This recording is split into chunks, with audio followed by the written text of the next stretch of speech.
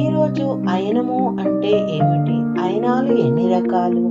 ఉత్తరాయణం దక్షిణాయనం అంటే ఏమిటో వివరంగా తెలుసుకుందాం. ఉత్తరాయణం దక్షిణాయనం. అయనము అనగా పయనించడం అని అర్థం. ఉత్తరాయణం అంటే ఉత్తరం వైపుకు పయనించడం అని అర్థం. సూర్యుడు కొంతకాలము భూమి మధ్య రేఖకి దక్షిణం వైపు పయనించడం, తర్వాత దక్షిణం వైపు నుంచి ఉత్తరం వైపుకి పయనించడం జరుగుతూ ఉంటుంది. సూర్యుడు పయనించే దిక్కుని బట్టి దక్షిణం వైపుకు పయనిస్తున్నప్పుడు దక్షిణాయనం అని, ఉత్తరం వైపుకు పయనిస్తున్నప్పుడు ఉత్తరాయణం అని అంటారు. సూర్యుడు పయనించే దిక్కును బట్టి భూమిపై వాతావరణంలో మార్పులు సంభవిస్తుంటాయి. సూర్యుడు సంవత్సరంలో 6 నెలలు ఒకవైపు అనగా దక్షిణం వైపు, మరో 6 నెలలు ఇంకొక వైపు అనగా ఉత్తరం వైపు పయనిస్తూ ఉంటాడు. ఏడాదిలో 6 నెలలు ఉత్తరాయణం అయితే 6 నెలలు దక్షిణాయనం.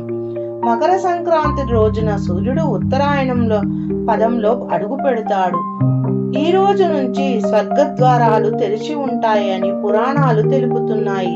ఖగోళ శాస్త్ర ప్రకారం ప్రతి సంవత్సరం జనవరి 15 నుండి జూలై 15 వరకు ఉత్తరాయణం అని, జూలై 16 నుండి జనవరి 14 వరకు ఉండే కాలాన్ని దక్షిణాయనం అని అంటారు.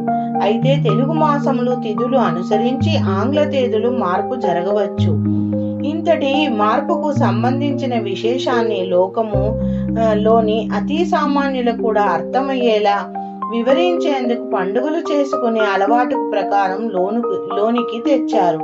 మన హిందూ పురాణాల ప్రకారం భూమిపై రాత్రి పగలు ఎలా ఉన్నాయో అలాగే దేవతలకు కూడా రాత్రి పగలు ఉంటాయని నమ్మి సూర్యుడు భూమిపై దక్షిణం వైపుకు పయనిస్తున్నంత కాలము దేవతలకి రాత్రిగాను, ఉత్తరం వైపుకు పయనిస్తున్నంత కాలం దేవతలకి పగలుగాను అభివర్ణించారు మన పురాణాలు. మానవులు రాత్రులు నిద్రపోయి పగలు ఏ విధంగా మేలుకుంటారో అలాగే దేవతలు కూడా ఉత్తరాయణంలో మేలుకొని ఉంటారని, వారిని మేలుకొని ఉండగా అడిగిన కోరికలు వెంటనే తీరుస్తారని ప్రజలందరికీ ఈ విషయం తెలియచేయడం కోసం పెద్దలు పండుగల్ని జరపడం మొదలు పెట్టారు. మకర సంక్రాంతి రోజున సూర్యుడు ఉత్తరాయణం పదములో అడుగు పెడతాడు. ఆ రోజు నుంచి స్వర్గద్వారాలు తెరిచి ఉంటాయని పురాణాలు తెలుపుతున్నాయి. అందుకే కురు సంగ్రామంలో భీష్మాచార్యులు దక్షిణాయనంలో మరణించిన దేహము త్యజించడానికి ఉత్తరాయణం వచ్చే వరకు ఎదురు చూశారు. మహాభారతము పుక్కిట పురాణమని కొట్టిపారేస్తారు. కానీ ఆ కాలంలోనే సూర్యుని గమనాన్ని ఎంత ఖచ్చితంగా అంచనా వేశారో చూడండి. సాంకేతిక అభివృద్ధి చెందిన నేటి కాలంలో ఒక ప్రదేశంలో ఒకే సమయంలో ప్రతి నెల ఒక ఫోటో చొప్పున 12 నెలలు సూర్యుని కదలికలు ఫోటోలను ఈ క్రింది విధంలో చూపబడ్డాయి.